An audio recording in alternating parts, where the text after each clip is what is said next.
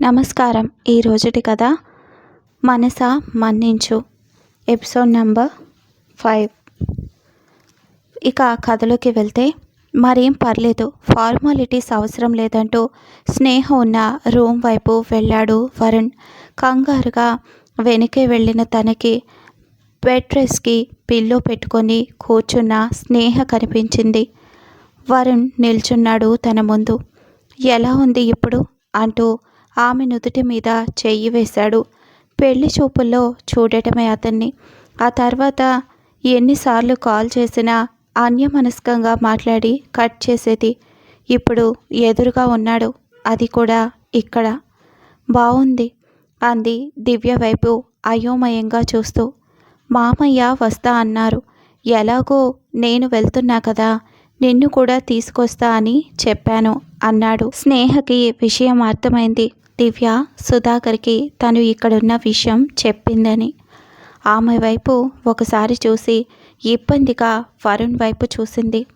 Hello, సరిగ్గా 24 గంటల్లో నీ మెడలో 3 ముళ్ళు వేసి ఆఫీషియల్గా నీ భర్త స్థానంలోకి రాబోతున్నాను.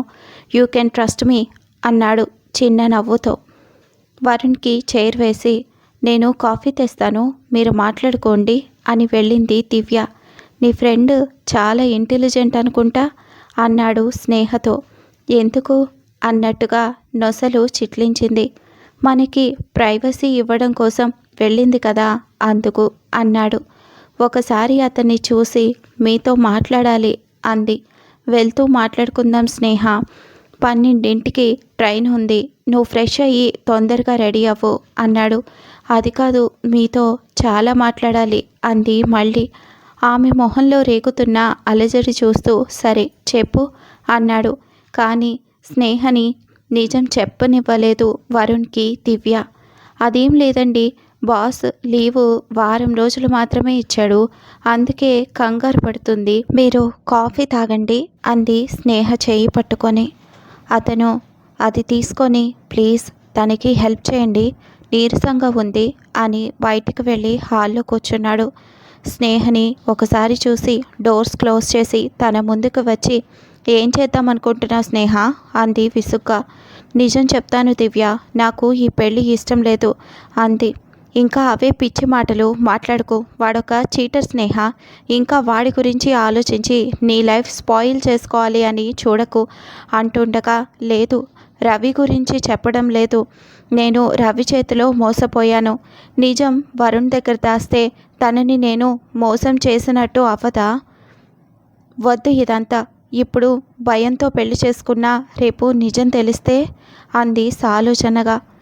ఇప్పుడు ఇదంతా వదిలే స్నేహ, అంకుల్ గురించి ఆలోచించు, నిజం చెప్తే ఖచ్చితంగా పెళ్ళి ఆపేస్తాడు. ప్రపంచంలో ఏ మగాడు ఒక అమ్మాయి లేచిపోయిందని తెలిసి పెళ్ళికి ఒప్పుకోరు. వరుణ్ కూడా అలాగే చేస్తే మీ నాన్న ఈసారి బ్రతికి ఉంటారా? నువ్వే ఆలోచించుకో అంటూ ఏడుస్తున్న స్నేహ కన్నీళ్లు తుడిచి, వాడి చేతుల్లో మోసపోయిన నీకు మీ నాన్నని గెలిపించడానికి ఒక అవకాశం ఇచ్చాడు అనుకో పైవాడు, ఆయన కోసం అన్నీ మర్చిపోయి ఈ పెళ్లి చేసుకో, ఈరోజు కాకపోయినా రేపైనా నువ్వు కోరుకున్నట్టుగా నీ జీవితం ఉంటుంది అంది. రవి గుర్తొచ్చాడు. ఆ రోజు వాళ్ళిద్దరి మధ్య జరిగింది మళ్ళీ గుర్తొచ్చింది. అంతలోనే ఆమెలో విపరీతమైన భయం చోటు చేసుకుంది. మళ్ళీ అంత చల్లగాలిలో కూడా నుదురు అంతా చెమట్లు పట్టి చిన్నగా వణుకుతుంది స్నేహ. భయపడకు, కూర్చో అన్నాడు. అతని చేయి ఆమెకు అందిస్తూ నెమ్మదిగా కూర్చోబెట్టాడు. డోర్ దగ్గర బెరుకుగా కూర్చుంది. మనం చేరుకోవడానికి ఇంకా 3 గంటలు ఉంది, అప్పటి వరకు మన ప్రయాణం చప్పగా సాగడం నాకు ఇష్టం లేదు, ఏదైనా మాట్లాడు అన్నాడు. అతను ఆమెను కంఫర్ట్గా ఉంచాలి అనుకుంటున్నాడు. కానీ స్నేహ అలాగే భయంతో సైలెంట్గా ఉండిపోయింది. ఆమె భయాన్ని ఎలా పోగొట్టాలో అర్థం అవ్వలేదు వరుణ్కి. అందుకే డోర్ని ఒక చేత్తో కింద బేస్ని ఒక చేత్తో పట్టుకున్నా కూడా ఆమె చేయి పట్టుకొని అతని ఒడిలో పెట్టుకొని ఆమెకు దగ్గరగా జరిగాడు. అప్పటికే చల్లగాలి మొహాన్ని తగులుతూ ఉన్న ఆమెకు ఒక్కసారిగా ఏదో మంచు పర్వతం ఆమెను లాగేసుకున్నట్టుగా బిగుసుకుపోయింది. మీతో ఒక విషయం చెప్పాలి, ఇప్పటికే ఆలస్యమైంది, ఇప్పుడైనా చెప్పనివ్వండి అంది అతని కళ్ళల్లోకి చూడలేక.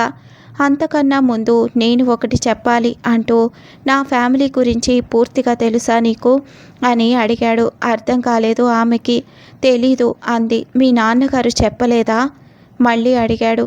ఆయన చెప్పాలి అనుకున్నా తను అవకాశం ఇస్తే కదా మనసులో అనుకొని పెళ్లి పనులు కదా కుదరలేదు అని అబద్ధం చెప్పింది.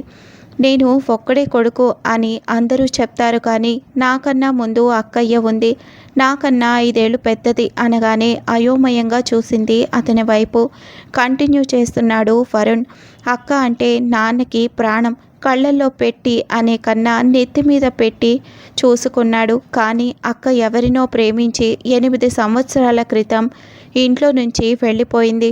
ఊర్లో పెద్ద మనిషిగా చలామణి అయ్యే నాన్న తలెత్తుకోలేకపోయారు. అదే విషయంలో ఆలోచిస్తూ మైల్డ్ హార్ట్ స్ట్రోక్ వచ్చింది.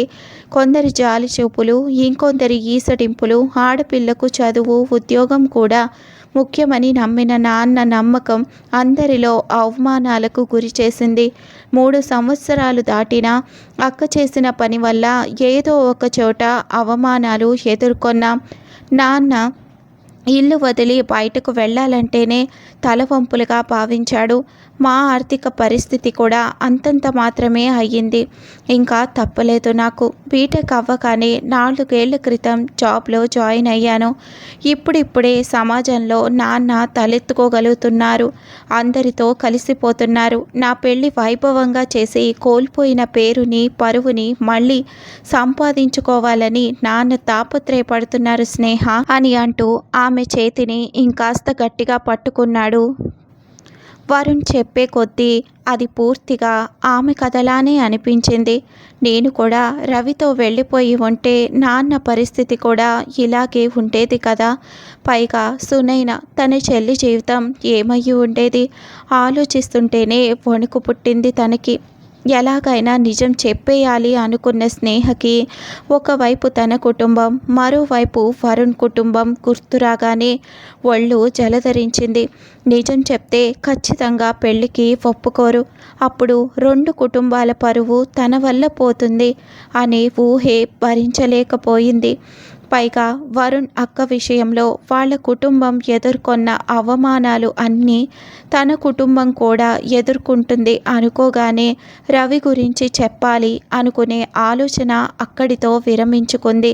తనని చూస్తూ కళ్ళతో ఏమిటి అన్నట్టుగా ప్రశ్నిస్తున్న వరుణ్తో ఇదంతా నాకు ఎందుకు చెప్పారు?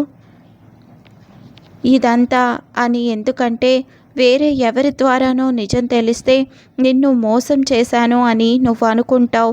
అక్క గురించి నీ దగ్గర దాచి మన మధ్య మిస్అండర్స్టాండింగ్స్ క్రియేట్ చేసుకోవాలి అని అనుకోవడం లేదు నేను అన్నాడు. ఆ మాటలు సూటిగా ఆమె చెంప మీద కొట్టినట్టు అనిపించింది. ప్రయాణం జరిగినంతసేపు స్నేహ చేయి పట్టుకుని ఉన్నాడు.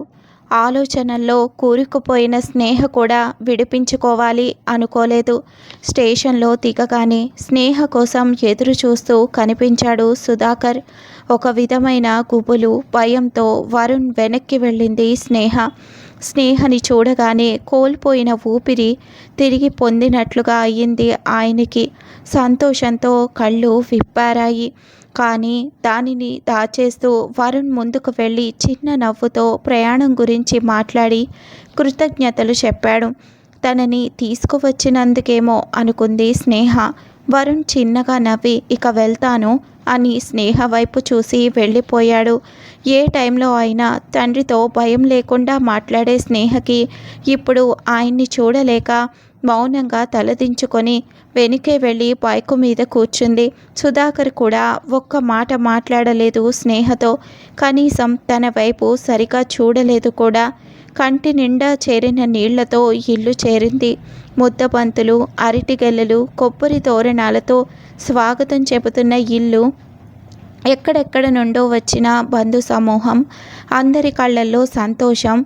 మరోసారి స్నేహని లాగిపెట్టి కొట్టినట్టు అనిపించింది.